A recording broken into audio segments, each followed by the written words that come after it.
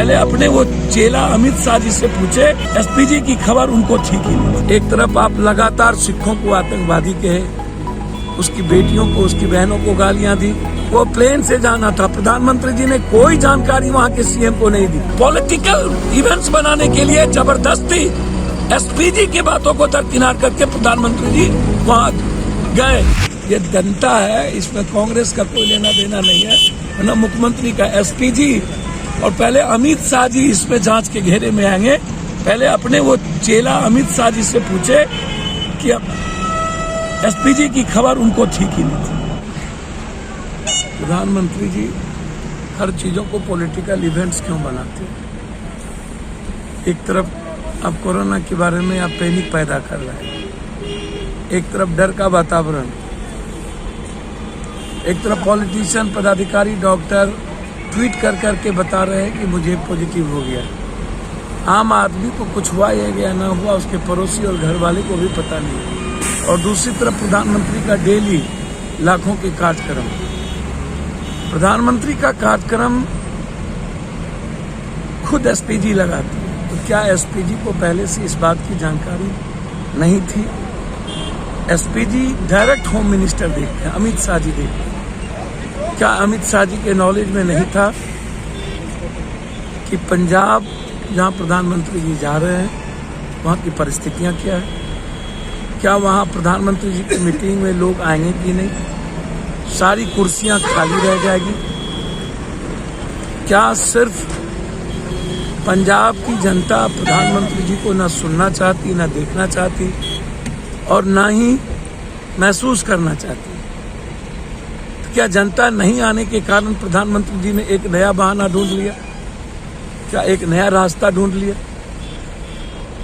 हर चीजों में सियासत और राजनीति क्यों लाते? एक तरफ आप लगातार सिखों को आतंकवादी कहे, उसकी बेटियों को, उसकी बहनों को गालियां दी।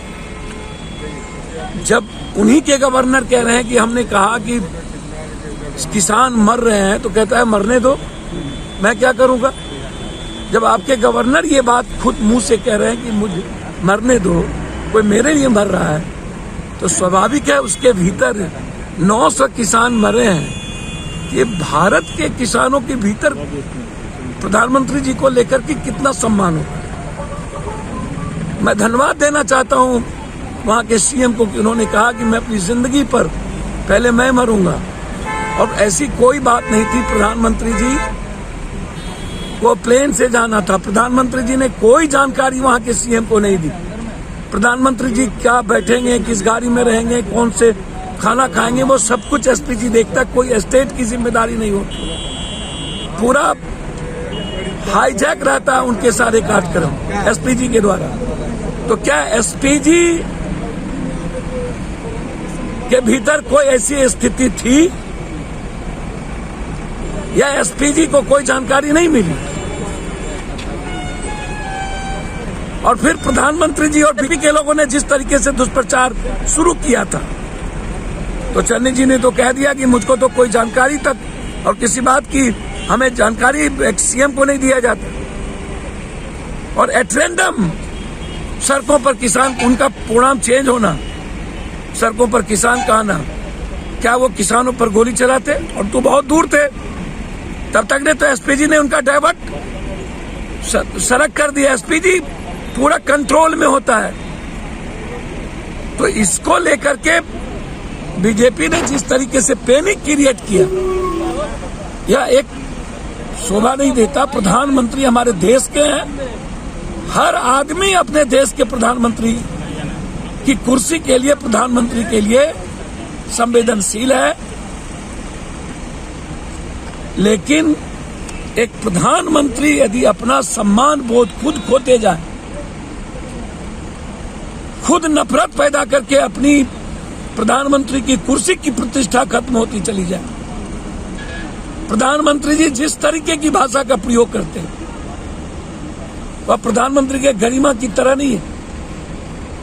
और कुछ मीडिया के लोग कोरोना को छोड़ हाय तौबा मचाने लगे, वह भी गलत है। तो धन्यवाद दूंगा चन्नी जी को कि उन्होंने जनता के सामने सही बातों को रखा और इसकी जांच होनी चाहिए। मैं इंक्वायरी की मांग करता हूं कि एसपीजी जो सबसे बड़ी हाई एजेंसी है या और भी जो हमारी रॉ है एजेंसी है, क्या पंजाब में प्रधानमंत्री के कार्यक्रम जो होने थे उसमें जो वहां की पब्लिक की स्थिति थी, क्या उन्होंने पहले पूर्व की सूचना नहीं दी? क्या हालात के बारे में जानकारी नहीं दी गई? या पॉलिटिकल इवेंट्स बनाने के लिए जबरदस्ती एसपीजी की बातों को दरकिनार करके प्रधानमंत्री जी वहां गए? इसकी जांच होनी चाहिए वर्तमान सर्वोच्च न्यायालय के किसी न्यायाधीश।